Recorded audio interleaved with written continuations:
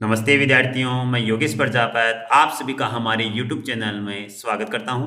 विद्यार्थियों, आज का हमारा महत्वपूर्ण टॉपिक है समांतर श्रेणी।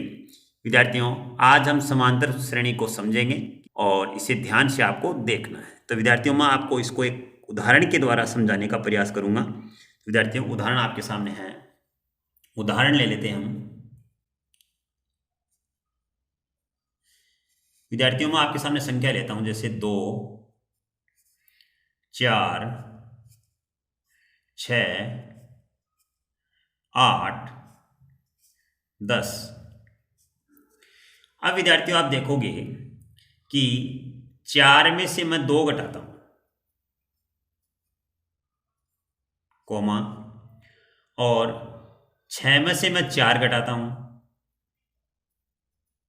फिर कोमा लगा दी मैंने, और 8 में से मैं 6 घटाता हूं, और 10 में से 8। विद्यार्थियों, आप देखोगे कि 4 में से 2 घटाने पर 2 आया, 6 में से 4 घटाने पर भी 2 आया, 8 में से 6 घटाने पर भी 2 आया, और 10 में से 8 घटाने पर भी कितना आया? 2 आया। तो विद्यार्थियों, आपने क्या किया? क्रमागत संख्याओं में से उनका अंतर पता किया, आगे वाले पद में से पीछे वाला पद घटाया। जैसे इसमें से इसको घटा दिया, इसमें से इसको घटाया, तो आपका जो अंतर है वो बराबर आया विद्यार्थियों। तो इस प्रकार की जो संख्याओं का अनुक्रम होता है, श्रेणी होती है, उसे ही हम क्या कहते हैं? समांतर श्रेणी। तो विद्यार्थियों, हम इसकी परिभाषा लिखते हैं समांतर श्रेणी की। समांतर श्रेणी की समांतर श्रेणी किसे कहते हैं? तो विद्यार्थियों, संख्याओं का ऐसा अनुक्रम, संख्याओं का ऐसा अनुक्रम जिसमें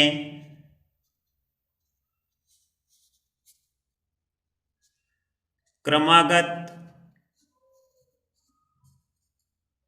संख्या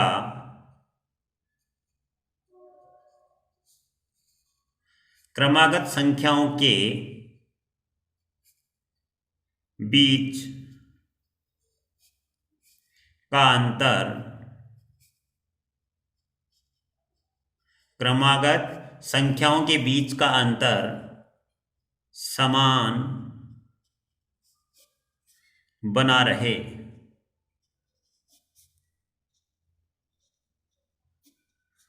तो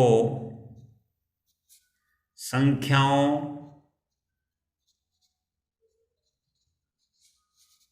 के इस प्रकार का अनुक्रम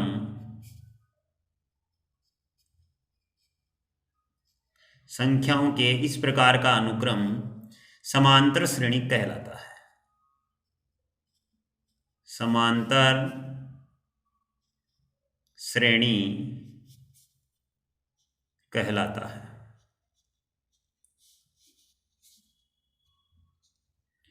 विद्यार्थियों, आपने देखा कि 4 में से 2 घटाने पर 2 आया, 6 में से 4 घटाने पर भी 2 आया, 8 में से 6 घटाने पर 2 आया, और 10 में से 8 घटाने पर 2। यानी सभी संख्याओं के बीच का जो अंतर है, यानी क्रमागत संख्याओं के बीच का जो अंतर है वो समान बना हुआ है। तो संख्याओं का इस प्रकार का जो क्रम है वो क्या कहलाता है? समांतर श्रेणी कहलाता है। समांतर श्रेणी।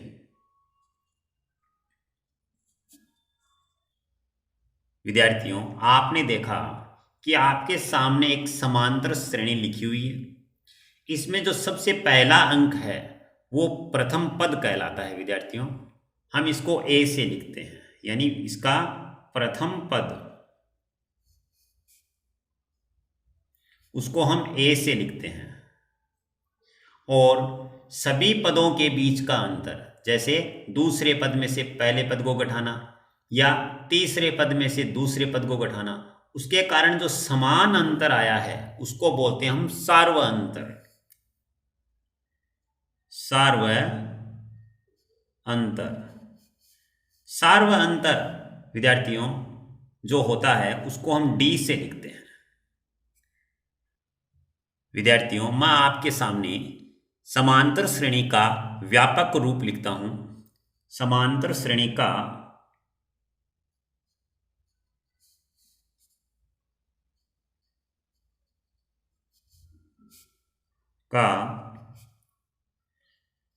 व्यापक रूप। विद्यार्थियों ये होता है आपका ए कोमा ए प्लस डी कोमा ए प्लस 2D कोमा ए प्लस 3D कोमा ए प्लस 4D।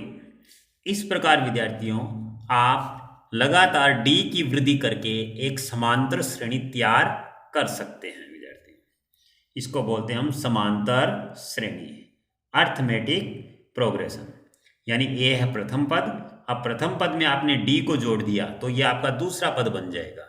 फिर आपने एक डी की वृद्धि कर दी यानी एक डी और बढ़ गया तो ये तीसरा पद बन गया। फिर आपने एक डी और बढ़ा दिया, यहाँ देखो 2D है, यहाँ पर 3D हो गया तो आपका इस तरीके से चौथा पद बन गया। तो विद्यार्थियों इस तरीके से आप एक समांतर श्रेणी का निर्माण कर सकते हैं।